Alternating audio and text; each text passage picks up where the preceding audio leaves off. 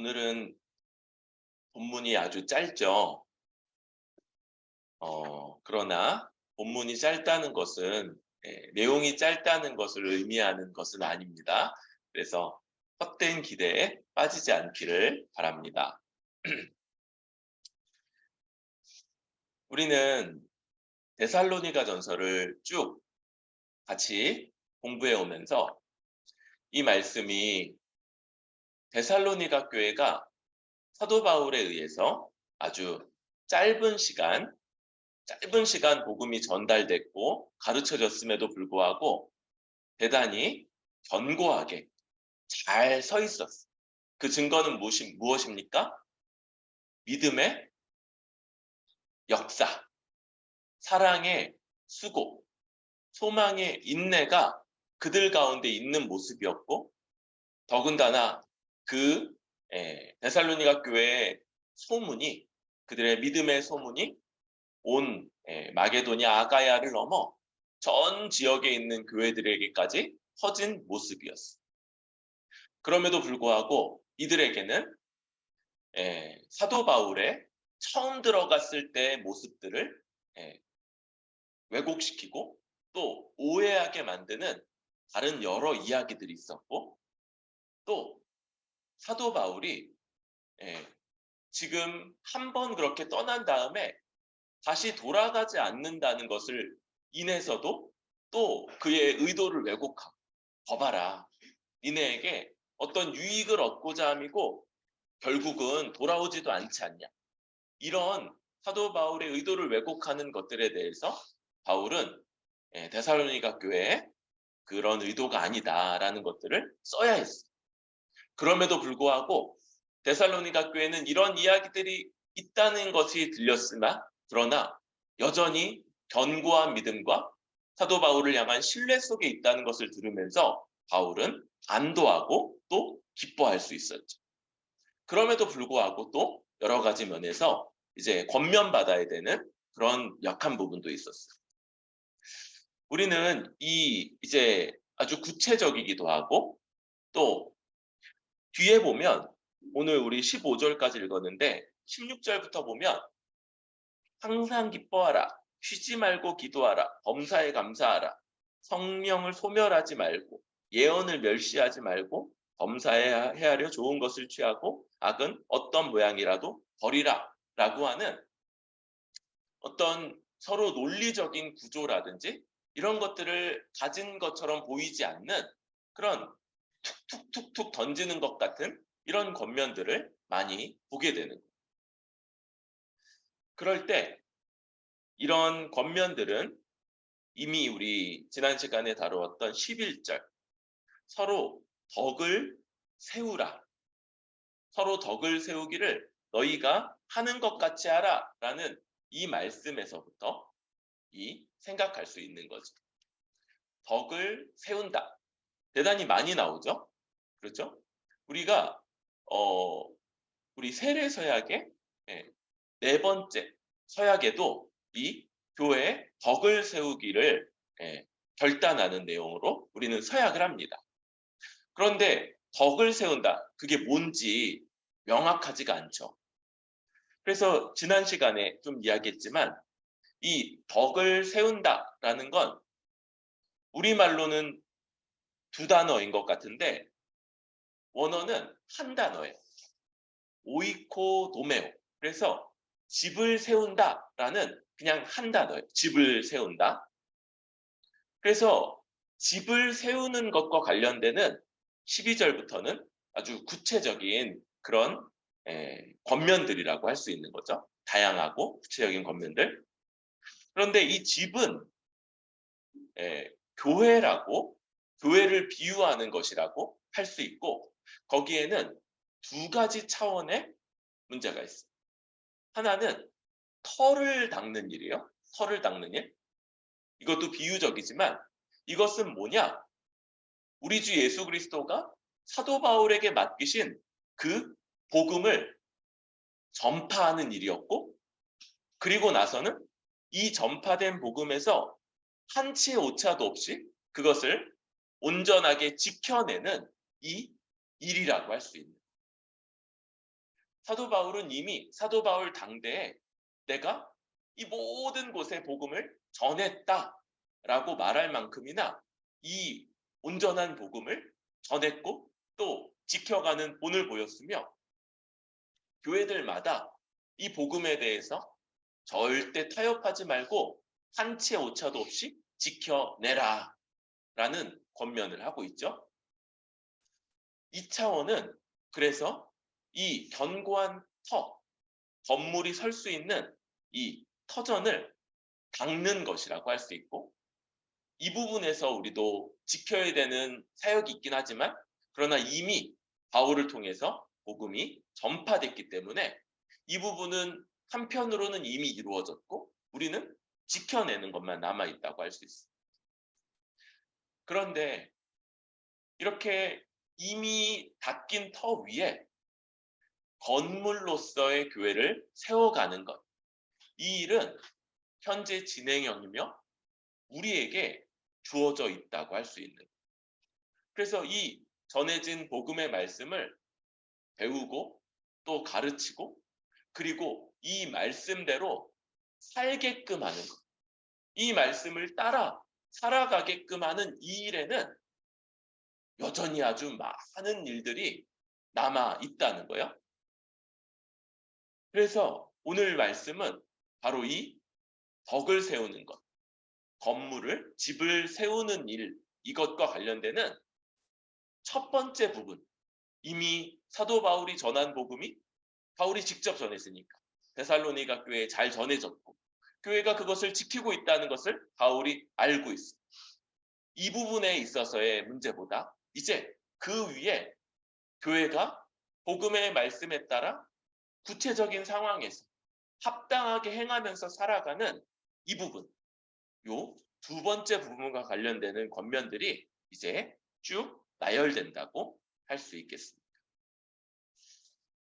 그러면서 첫 번째는요, 형제들아 우리가 너희에게 구하노니 너희 가운데서 수고하고 주 안에서 너희를 다스리며 권하는 자들을 너희가 알고, 그리고 13절에는 가장 귀히 여기며 그리고 너희끼리 화목하라.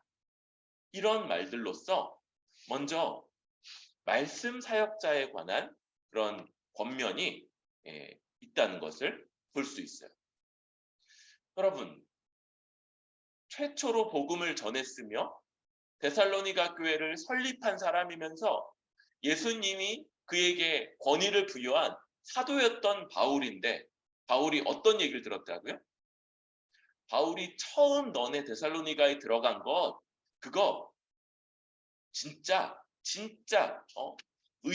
선한 의도로 한 거 아니다. 자기의 야망을 위해서 혹은 자기의 유익을 위해서 한 거다. 또 뭐도 있었어요? 두 번째로 한 번 그렇게 떠난 다음에 다시 돌아오지도 않고 있지 않냐? 이런 것들이 여러분, 사도 바울이 매를 맞고 약간 그죠? 상태가 좋지 않은 상태에서 데살로니가에 처음 간 것도 맞고요. 대단히 짧은 기간만 머물다가 거기서 떠나서 다시 돌아가지 않은 것도 사실이에요. 그런데 이런 사실, 일부분의 사실을 기초로 해서 바울의 의도를 왜곡하고 모함하고, 그래서 여러분 가장 궁극적으로는 물론 여기에는 바울의 영향력을 두리고 사도 바울이 아니라 자기들을 더 따르게 하고자 하는 이런 것들이 다 섞여 있지만 궁극적으로 그러면 문제가 어디서 발생을 하는 거예요? 오이코 도메오, 이 집을 세우는 것의 첫 번째 부분, 바울을 통해서 그리고 바울을 통해서만 전해진 이 복음을 놓치게 되고 이 복음을 떠나게 되고, 복음만이, 이 전해진 복음만이, 그리고 그것을 지켜내는 것만이 교회가 설 수 있는 참된 터인데 이 터가 약해지거나 떠나는 일이 발생을 하는 거예요. 그래서 사도 바울은 이 터를 지킨다는 의미에서 자기 자신에 대한 변호를 해야 됐고, 또 이렇게 자신의 뒤를 이어서 말씀으로 사역하는 사역자들을 알아주고 또 귀히 여기라, 이런 권면을 하고 있다고 할 수 있겠죠. 여기 이제 알고 안다 이런 말이 이 에이나데, 에이데나이 이런 말인데, 요 단어를 이렇게 소극적으로는 안다라는 의미인데, 적극적으로는 이렇게 봐요. 어떤 사람의 가치를 알아서 존경하고 공경을 보이다. 그죠? 안다는 말이 그냥 안다에서 멈추지 않고 그의 가치, 그의 수고와 섬김의 가치를 알아 존경하고 공경을 보인다.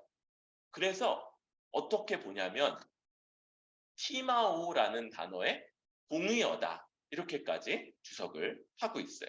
그래서 조금 있다가 그 부분으로 좀 넘어가게 될 거예요. 그래서 잘 소중하게 여기고 존경하고 공경을 해야 돼요.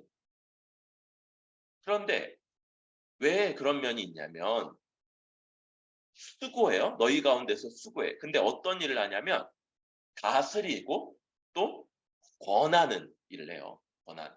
여기 요 두 가지가 다, 다스리는 일 그리고 권하는 것, 요 두 가지가 다 사실은 어떤 면에서는 시대적 흐름에, 더 정확하게는 죄악된 인간 본성에 벗어나는, 거슬려지는 일이기 때문에, 그러니까 우리 죄악되고 부패한 본성을 가진 그런 사람에게 거스르는 일이 맡겨져 있는, 다스리는 것, 권위를 행사하며 어떤 것들을 하도록 어떤 것들을 하지 말도록 이렇게 권하는 것이죠. 다스림. 여러분, 이 다스림은 머리 대신 주님의 다스림이고, 그 주님의 다스림이 이제 세우신 사역자를 통해서 대리해서 행사되는 방식인 것. 그래서 여러분, 우리가 제일 쉬운 게, 역설적으로 제일 쉬운 게 내가 내 생명까지 내줄게. 이게 역설적으로 제일 쉽죠. 제일 어려운 건 뭐예요? 구체적으로 지금 내 수중에 있는 재물을 내어서 지체를 섬기는 것, 이게 가장 어려운 거예요. 왜요? 현실적이니까. 이거는 현실적이고, 생명을 내주는 것, 여러분 생명을 어떻게 내줘요? 생명, 이거 사실 내 마음대로 어떻게 할 수 있는 것도 아닌데. 마찬가지로 머리 대신 예수님께 순종한다. 혹은 여러분, 저는 예수님께만 순종해요. 저는 예수님의 다스림에 복종해요. 전 예수님께만 충성해요. 말은 맞아요. 그런데 그게 어떻게 행사된다고요? 구체적으로 예수님이 그래서 교회마다 세우시는 사역자들 혹은 직분자들을 통해서 행사가 되는 거예요. 교회 안에는 세 가지의 직분이 있죠. 항상.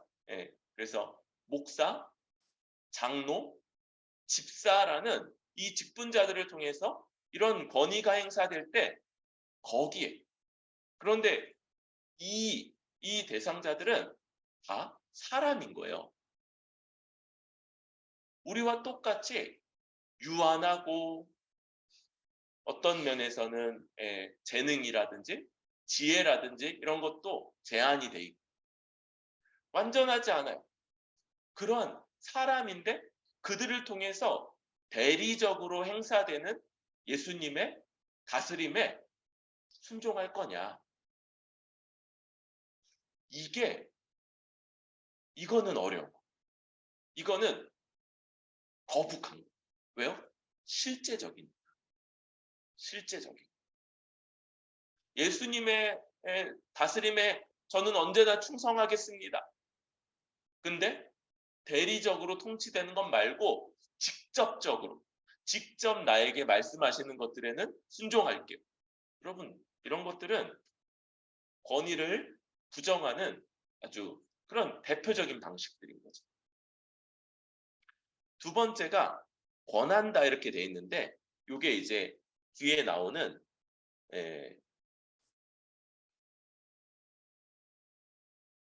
14절에 게으른 자들을 권계하며와 같은 단어예요. 이게 권한다가. 그러니까 요 권한다는 말에는 훈계, 책망, 경고의 의미가 강하게 들어있는 거예요. 여러분, 많은 사람들이 사역자에게 위로하고 격려해주고, 물론 뒤에 보면 그런 것도 있어요. 또 오래 참아주고 이런 걸 바래요. 그런데 훈계하고 책망하고 경고하는 이런 일들은요, 마찬가지. 오래 참아주고 격려하고 위로하는 것, 또 슬플 때 같이 울어주는 것과 마찬가지로 대단히 중요한 그런 사명인 거예요. 그 일에 수고하는 사역자들을 알아주고 또 오래 귀히 여기고 이런 것들을 이야기하고 있는 거죠. 그래서 이 이야기와 관련돼 있는 본문 하나를 좀 살피려고 합니다. 우리 디모데전서 5장으로 가볼게요. 뒤에 있죠? 바로 뒤에 디모데전서 5장 17절부터 20절.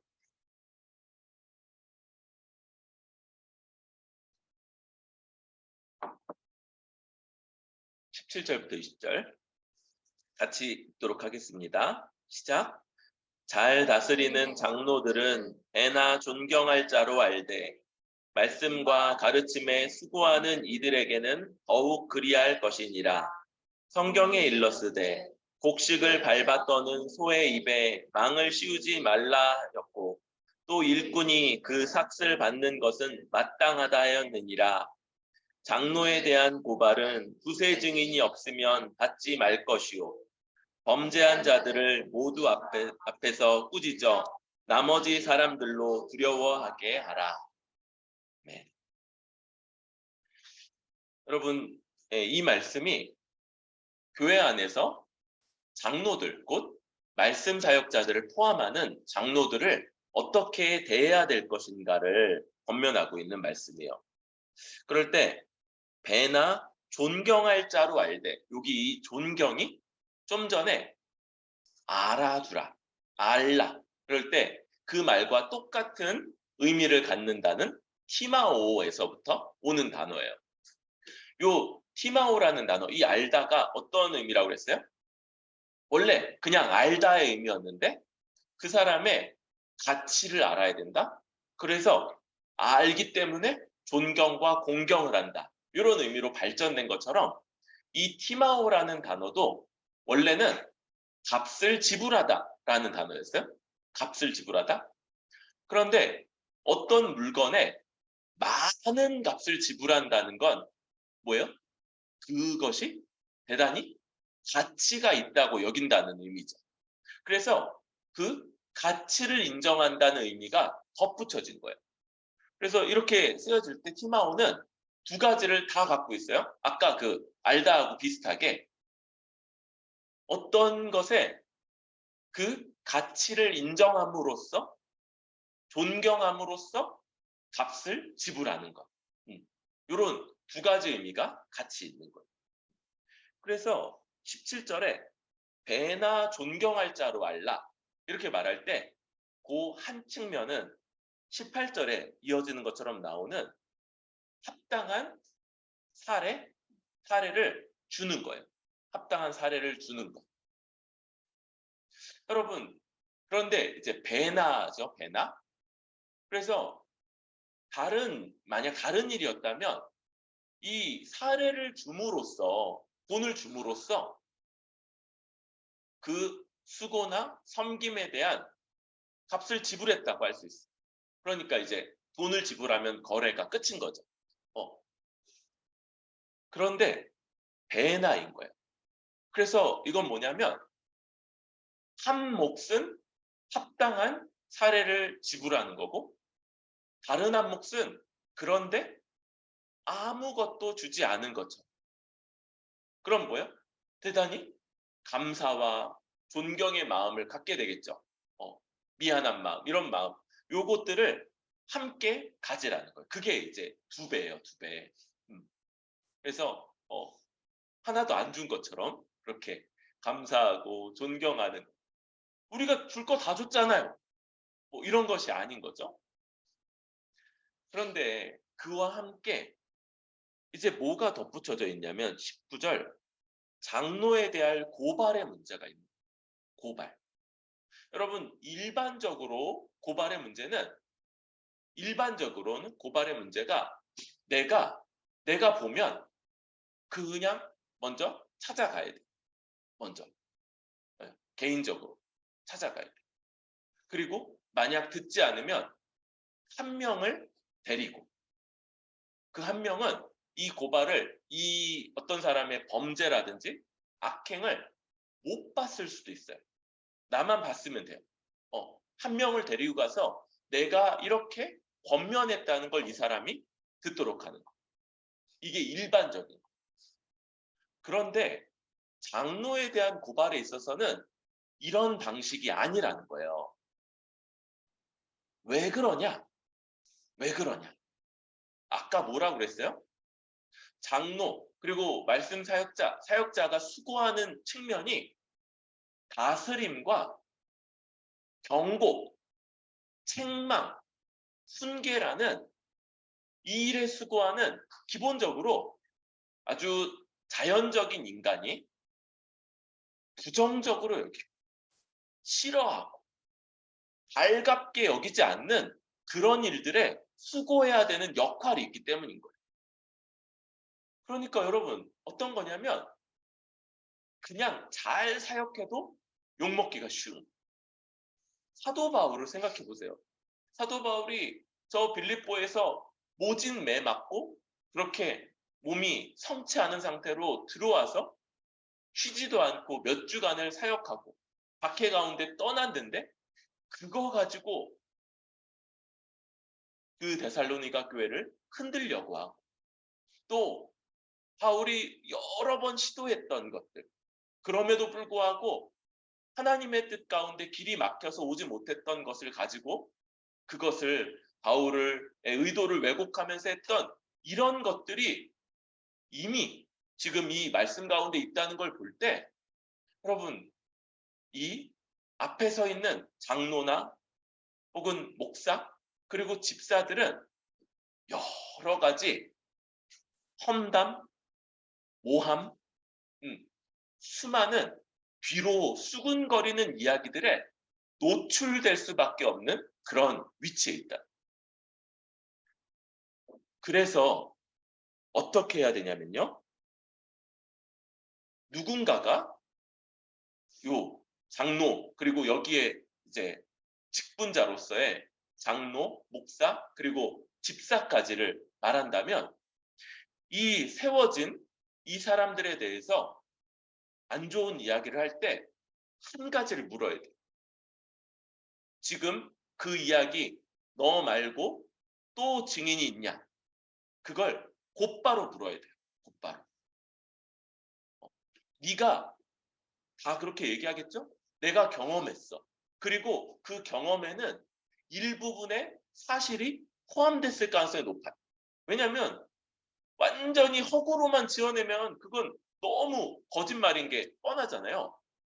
일부분의 팩트를 가지고 그리고 나서 그걸 뻥튀기 할 거예요. 거기에 여러 의도와 동기와 그리고 그 사람은 원래부터 그런 사람이었고 뭐 이런 게 막 덧붙여지겠죠? 그랬을 때 너 지금 그 말에 너 말고 똑같이 말할 수 있는 증인이 있냐? 그걸 물어야 되고요. 그 자리에서. 그러지 않으면 너 절대 그 말 하지 마라 라고 그 얘기를 막아서야 돼. 여러분 이런 게 여러분들이 잘 안 되는 걸 알고 있어요. 우리 회의에서 얘기했죠. 회의 같은 게 있을 때 어떤 사람이 강하게 무슨 이야기를 할 때 대부분의 그 생각을 안 가진 사람들이 뭐 한다고 그랬어요? 침묵한다고 그랬죠. 침묵.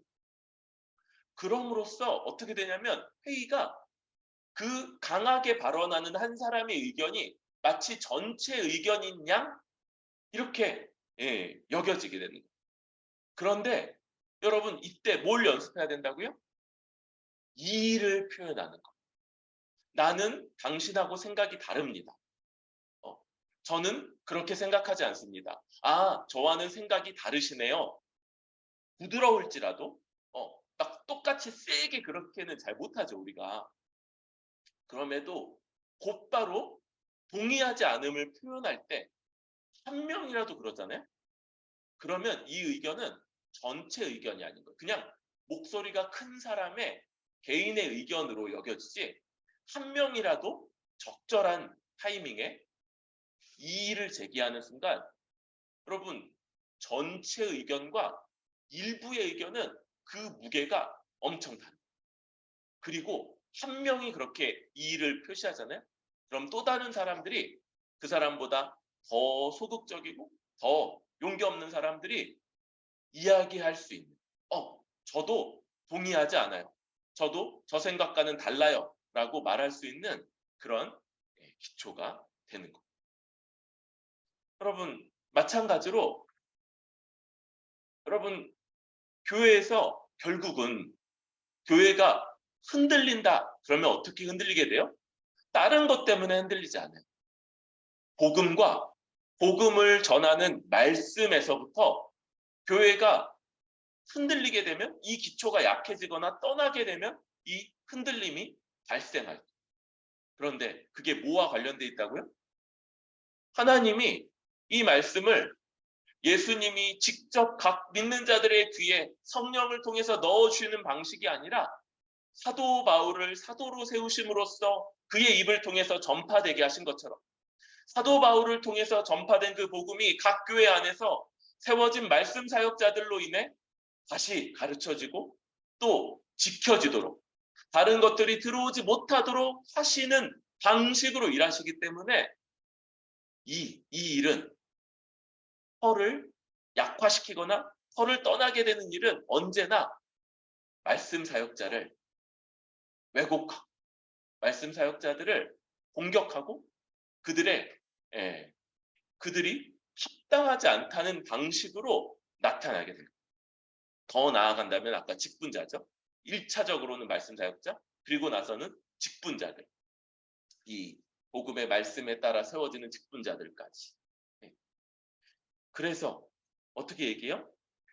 그렇게 범죄한 자들을 모든 사람 앞에서 강하게 꾸짖으라는 그 말을 할 때 여러분 이 명령은요 모든 사람에게 있어요. 그래서 그렇게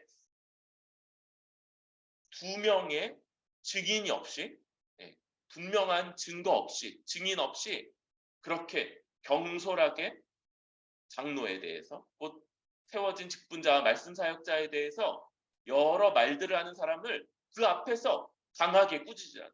모든 사람이 보고 있는 그 앞에서. 이게 여러분 이거 그냥 디모데에게 말씀 사역자 자신에게만 주어져 있는 게 아니에요. 그가 사역자 앞에서 그렇게 안 한다니까요. 뒤에서 없는 자리에서 그 자리에서 그러니까 책임이 그 말을 듣는 각 사람에게 있게 되는 거예요. 이거. 그 자리에서 곧바로 너 그 말 책임질 수 있어? 너 그 말 또 다른 똑같이 말할 수 있는 증인이 있으면 그 이름 대봐. 없으면 그런 얘기 절대 꺼내지 마. 라고 여러분들이 막아서야 돼요.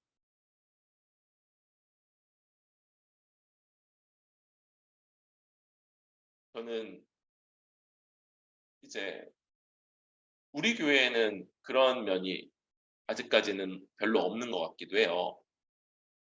그럼에도 불구하고 언제든지 벌어진다. 만약에 제가 말씀 사역자로서의 제 역할, 다스리고 또 권하는, 곧 책망하고 경고하고 훈계하는 이 역할을 정말로 수고해서 잘 감당한다면 저에게도 이런 일들이 있을 거예요. 또 다른 측면에서는 저도 이미 그런 많은 경험들을 갖고 있기도 하고. 그래서 이런 것들이 성경에서 이 덕을 세우는 오이코 도메오, 집을 세우는 교회를 온전하게 세워가는데 첫 번째로 주어져 있는 그런 권면이라고 할 수 있어요. 그리고 그러면 이제 다시 데살로니가 전서 5장으로 돌아올 때 이렇게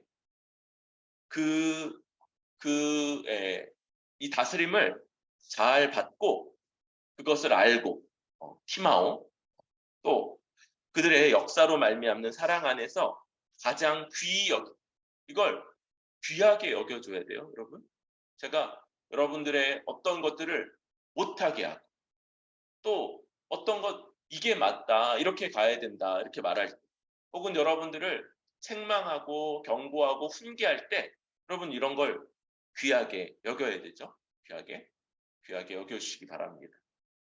그리고 그럴 때 여러분 그 결과는 우리 안에 화목, 이게 이제 에이레네와 관련된 그러니까 아주 우리 안에 이런 속에서만 온전히 이 하나님 나라의 복이 나타나고 누려지고 지켜질 것이라는 거예요. 이것이 첫 번째 이 덕을 세우는 이 첫 번째 내용이라고 할 수 있습니다. 두 번째는 14절인데 형제들에게 다시 이제 또 권면하죠. 그럴 때 네 부류의 사람들이 나오는 거예요. 가장 먼저 게으른 자들을 권계하며 이 권계가 아까 그 권하다 그래서 가르치고 훈계하고 책망하는 이런 면들이 많이 있다고 그랬죠. 그럴 때 게으른 자가 어떤 사람이냐? 그럴 때 요 이제 주석은 반항적인 게으른 자들 이렇게 얘기했어요. 이게 뭐냐면 무질서하고 복종하지 않는 이런 것을 이제 가지고 있는 단어입니다. 어떤 면에서 그렇습니까? 여러분 게으르다가 한 측면은 무질서한 거.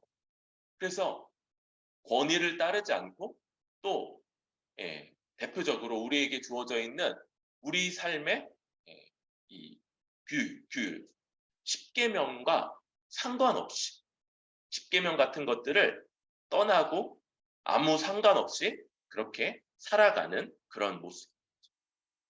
그런 자들을 가만히 내버려 두는 게 괜찮다 하는 게 그게 교회가 해야 되는 일이 아니고 그런 사람들을 권계하라, 책망하고 훈계하고 그렇게 살지 마. 그러면 안 돼. 이렇게 이야기하는 게 그를 위하는 것이고 그에게 행해야 되는 일이라고 말하는. 이 일은 이미 우리가 보는 것처럼 말씀 사역자 역할이기도 하죠. 그런데 여러분 이런 생각을 하면 안 돼요. 오늘날 교회가요. 오늘 많은 교회들이 어떻게 돼 있냐면 교회 안에 모든 성도들 그리고 모든 직분들의 역할이나 권위가 제대로 다 수행되지 않아요. 그래서 다 누구에게 떠넘기기 바쁘냐면 이제 먼저 담임 목사님에게. 근데 교회는요 그러지 않고 목사, 장로, 집사가 원래 세 가지 직분으로서 독특한 그 서로가 서로를 대체할 수 없는 그런 일들을 감당하는 가운데서만 설 수 있어요. 물론 이제 분화되기 전에 시기도 있지만 한번 분화된 다음에는 각각의 직분이 독특하며 서로가 서로에 대해서 그 고유한 영역을 대체하지 않는 거예요. 그리고 거기서 영향력, 권위를 행사하는 거예요.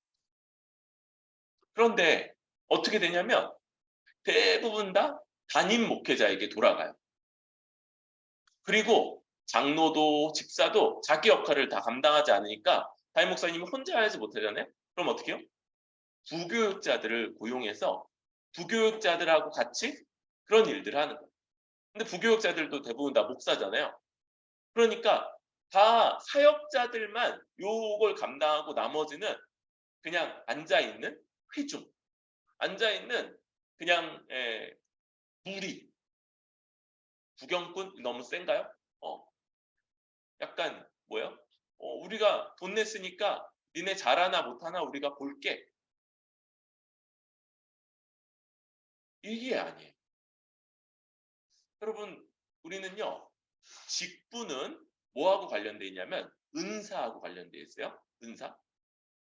은사 중에서 다스리는 은사, 또 가르치는 은사, 그리고 섬기는 은사. 요 세 가지 은사가 모든 성도들의 인정을 받아서 선출이라는 과정을 거치면 그러면 목사, 장로, 집사. 물론 이제 목사는 교회에서 선출하진 않고 우리 구조에서는 이제 노회에서 선출하게 되죠. 그런데 이렇게 은사가 선출이라는 것들을 통해서 그 권위가 인정되면 직분자로서 권위를 부여받아서 사역하게 됩니다. 그런데 그러지 않아도 더 많은 사람들이 은사를 갖고 있는 거예요. 그런데 이 은사가 없어도 모든 신자는 다른 사람들에 대해서 다스리고 또 가르치고 섬겨야 되는 책임이 있는 거예요. 그러니까 어떤 거냐면 모두가 다스리고 모두가 섬기고 모두가 가르치는 가운데 모두가 그러고 있는 중에서 몇몇 사람들이 어떤 사람은 다스리는 은사에 어떤 사람은 섬기는 은사에 어떤 사람은 가르치는 은사에 탁월함이 드러나서 아 너는 은사가 있구나라고 인정을 받고 그리고 그 은사가 있는 사람들 중에서도 더 소수가 모두의 인정을 받았어. 흠이 없다는 다른 부분에서도 특별한 결격 사유가 없다는 인정을 받아서 직분자들로 세워지게 되는 방식인 거죠. 그래서 이 일들은 모든 신자의 책임이다. 모든 신자가 그렇게 해야 되는 거예요. 여러분 이걸 이제 담임 목사에게만 혹은 말씀 사역자에게만 떠넘기면 그러면 이제 쉽지 않아져. 이게 원래 그냥 만약에 우리 가운데 무질서하고 반항적인 게으른 자가 있으면 그러면 각 사람들에게 여러 번 권면을 받아야 되는 거예요. 그리고 누구에게? 집사나 장로에게 또 권면을 받아야 되는 거예요. 그러다가 그런 권면들 속에서도 여전히 꾸준히 무질서하고 반항적이게 게으르면 그러면 이제 목사가 치리회를 통해서 그를 다루게 되는 방식이 건강한 거지 한마디도 안 하고 옆에 있다가 괜찮아 이해해 그러다가 어느 순간에 목사 앞에서 치리회가 구성됐어 너 권징한데 그러면 그 사람도 너무 놀랍고 그렇겠죠. 네. 우리가 이 역할들을 서로에게 감당해 줘야 된다. 두 번째 부류는 마음이 약한 자들을 격려하라고 그래요. 마음이 약한 자. 이게 이제 작은 마음 이렇게 그런 건데 어떤 거냐? 어려운 상황에서 쉽게 낙담하고 좌절하는 사람들을 말하는 거예요. 여러분 어떤 사람들은요 좀 이렇게 심지가 견고한 사람이 있어요. 그래서 막 어려운 일들이 있어도 크게 흔들리지 않고 그렇게 하는 사람들이 있어요. 좀 굉장히 좋은 자질이죠. 그런데 그러지 않은 사람들도 있는 거예요. 그래서 이 사람이 뭐 완전히 믿음을 저버린다거나 떠난다고는 말할 수 없을 것 같은데 거기로 연결되기도 하지만 그러나 쉽게 좌절하고 낙담하고 그래서 보이는 모습 잠수타거나 딱 있죠.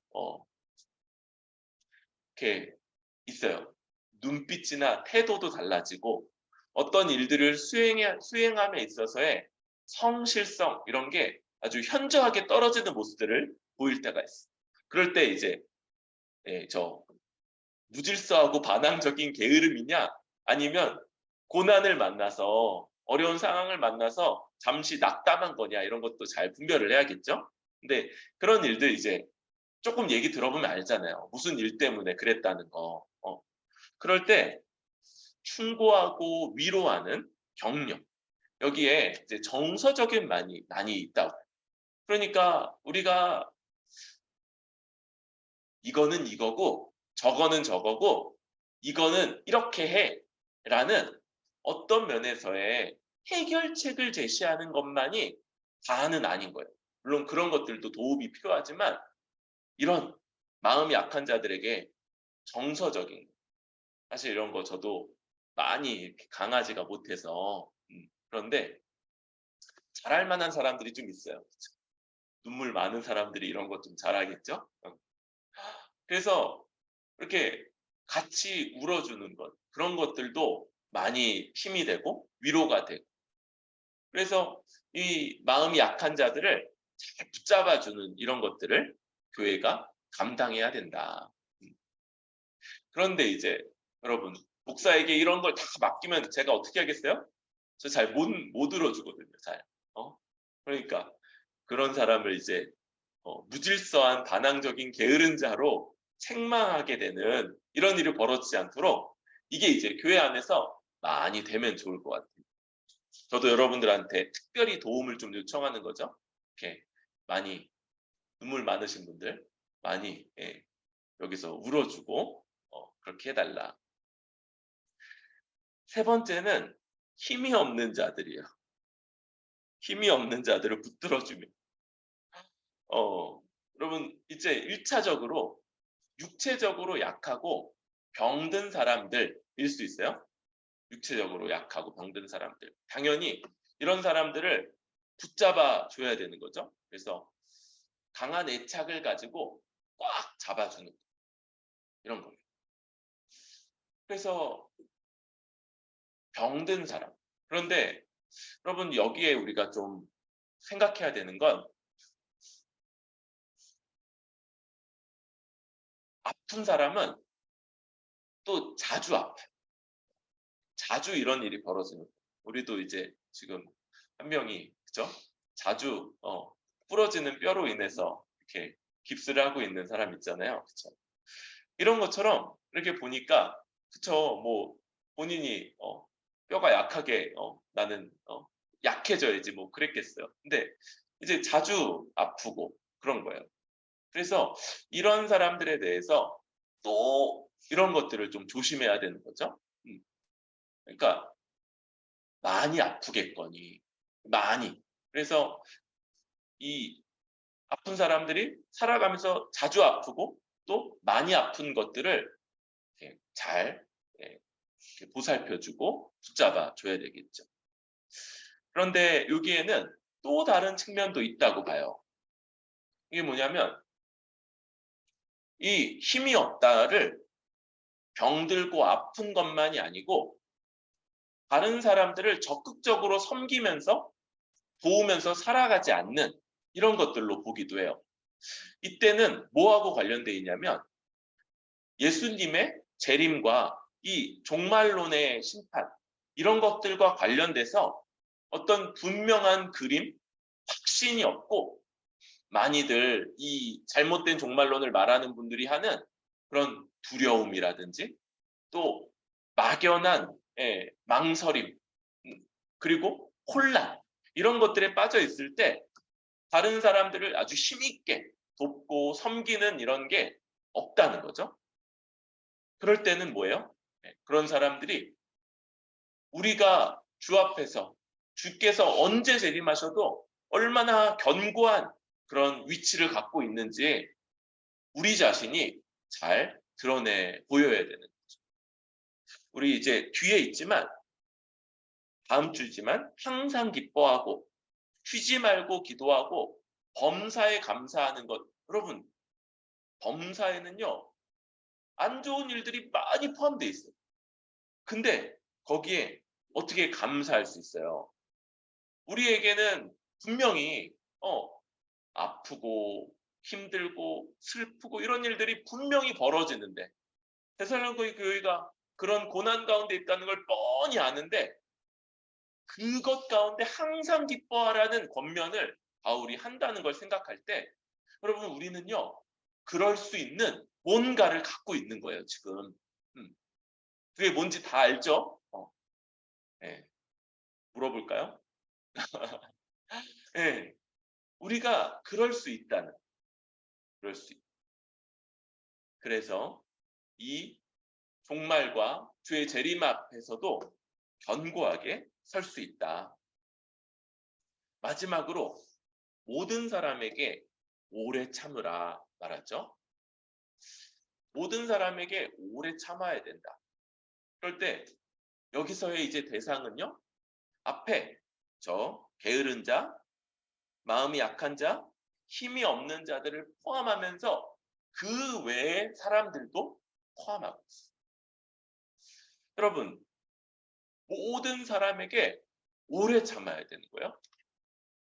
여러분, 여기 대표적인 세 부류를 말했지만 사람, 신자 중에서 어떤 한 사람도 사실은 아무런 문제가 없이 그냥 괜찮게 저 사람은 그냥 내버려도 잘 산다.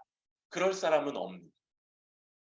모두가 돌봄이 필요하고 모두가 안부를 물어야 되고 모두가 그 마음이 위로받아야 되는 그런 사람들일 수 있어요. 그래서 여러분 저 사람은 괜찮겠거니 하는 사람은 없어요. 그래서 모든 사람을 오래 참으면서 오랫동안 선대하고 위해주고 격려하는 일들을 감당을 해야 되는 거죠. 여기는 그렇게 하라라고 말했어요. 그런데 여러분, 우리는요, 이렇게 해야 되는 사람일 뿐만 아니라 이렇게 받아야 되는 사람입니다. 여러분 혹시 내가 이 권면 받아야 되는 무질서한 게으른 사람이진 않습니까? 여러분 그러면 나 괜찮다. 괜찮아 괜찮아. 그 말 듣는 게 아니라 뭘 들어야 마땅한 거예요? 권면 듣고 책망받고 누군가가 그렇게 하지 마. 너 그렇게 하면 안 돼. 너 왜 그렇게 해? 왜 그렇게 무질서하고 왜 그렇게 게으르고 왜 그렇게 합당하지 않아? 라고 이 말을 해주는 게 나를 위하는 거예요. 당장 목사를 통해서라도 혹은 옆에 있는 지체들을 통해서라도 혹은 자기보다 나이 어린 사람을 통해서라도 이런 말들을 들을 때 여러분 받아들일 마음이 돼 있습니까? 받아들일 수 있게 우리 마음을 준비해야 돼요. 혹시 내가 이렇게 조그만 일만 있어도 쉽게 낙담하고 넘어지는 사람이진 않습니까? 여러분 그럴 수 있어요?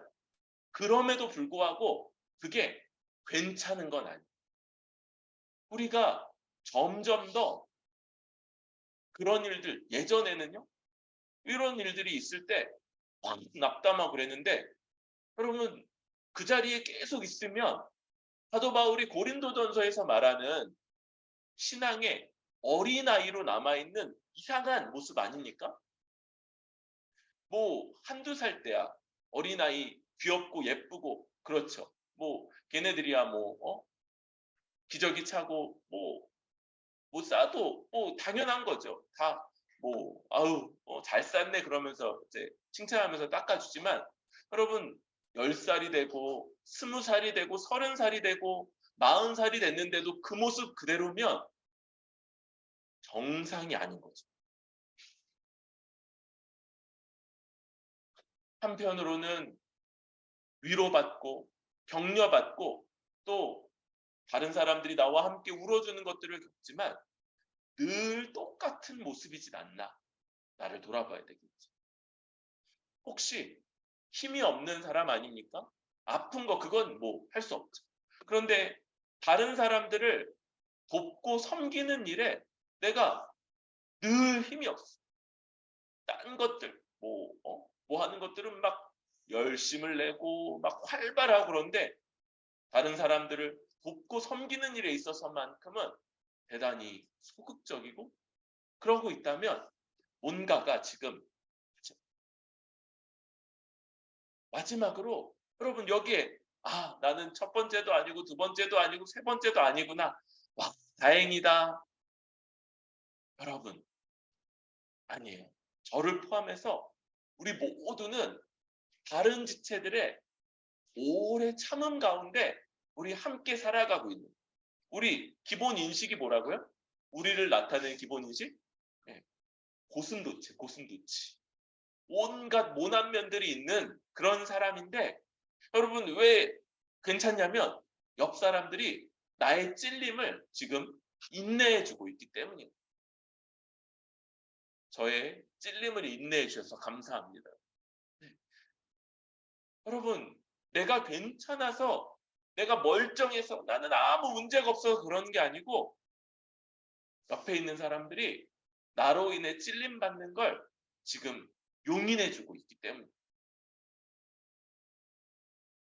이걸 기억하고 그럴 때만 나도 모든 사람들로 인해서 찔림받는 이걸 인내하고 참아주고 용납할 수 있을 거예요. 이 네 가지가 이제 교회를 든든하게 세워가기 위한 그런 서로 간의 권면이라고 할 수 있겠죠. 마지막 세 번째는 뭡니까? 15절 누가 누구에게든지 악으로 악을 갚지 말게 하고 서로 대하든지 모든 사람을 대하든지 항상 선을 따르라. 여러분 여기서는요 범주가 이제 하나 더 넘어가는 거예요. 서로를 대하든지는 교회 안에서의 서로라고 보여요. 그런데 모든 사람을 대하든지는 그것을 넘어서 교회 밖의 사람들, 불신자들과 불신 세상까지도 지금 여기 포함하고 있다. 여러분 여기서부터는 이제 마음이 무거워집니다.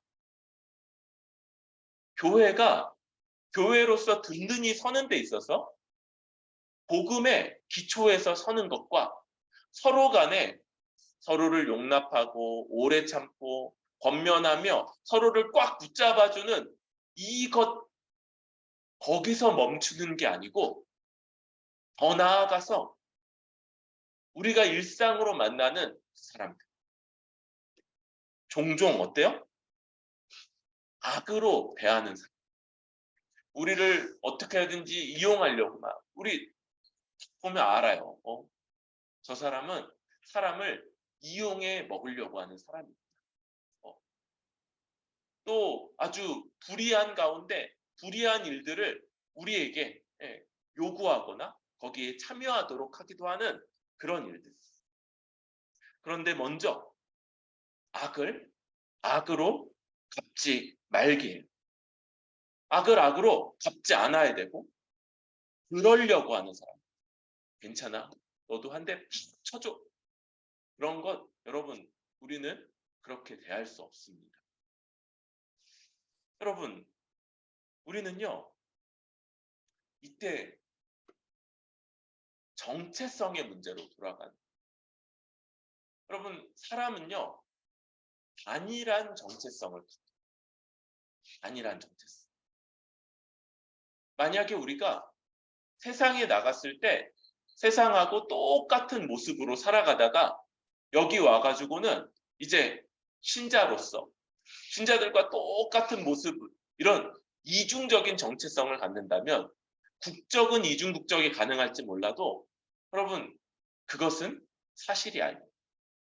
한 사람의 정체성은 단일합니다.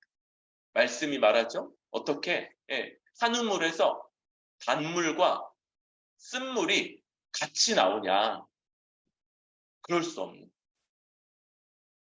하나님이 우리를 이 마음, 우리 전 존재를 변화시키셨다면 그러면 우리는 세상에서도 세상이 우리를 대하는 것과 다른 방식으로 대할 수 있어야 돼요. 바로 여기서 우리의 정체성. 근데 이 정체성은 어디서 나타나고 드러나고 강화되냐면 바로 우리 서로를 대하는 모습 속에서 나타나게 되죠. 여러분 교회 안에서 힘써서 서로를 돌보고 붙잡아주고 섬기고 때로는 정책하고 훈계하기를 힘쓰면서 우리의 정체성을 내가 누군지 내가 뭐가 마땅한 사람인지를 잘 확립할 수 있기를. 그리고 그런 자로서 이제 적대적이고 악한 세상에 나가서도 똑같은 방식으로 살지 않고 여기서 내가 어떤 방식으로 살았는가의 연장선에서 그 사람들을 대할 수 있기를. 여러분 우리를 좀 이용해 먹을 수도 있어요. 우리를 좀 속일 수도 있고 좀 그렇게 따돌리거나 악하게 대할지도 모르고. 근데요 못하는 게 있어요. 여러분 우리의 정체성을 뒤흔들지 못하는 하나님이 우리에게 부여하신 정체성, 하나님의 백성이요 예수님의 몸된 교회요 성령의 전이며 그래서 공동체적인 존재로 함께 살아가는 교회라는 정체성을 저들은 우리를 대하는 방식으로 훼손할 수 없는 것. 그래서 우리는 우리가 그들과 똑같은 존재가 아니기 때문에 악을 악으로 갚지 않고 오히려 악을 선으로 갚고 항상 그들에게조차도 선을 따라 대할 수 있는 것. 이게 바로 우리라고 할 수 있겠습니다. 여러분, 우리에게 주어져 있는 가장 주된 것 뭡니까? 덕을 세우는 것. 바로 주의 몸된 교회를 든든하게 세워내는 일. 그리고 거기에 직분자들, 사역자들을 어떻게 대해야 될지, 서로를 어떻게 대해야 될지, 그리고 더 나아가 이런 정체성으로 세상에 우리에게 악하게 대하는 사람들조차도 어떻게 대해야 될지 하는 이런 모습이 나와 있고 이것이 바로 덕을 세우는 것으로 권면되고 있습니다. 이 말씀을 따라 주의 은혜 가운데 어떻게 살아갈지를 확실히 알고 또 이렇게 힘쓰는 그런 저와 여러분들 되기를 바랍니다.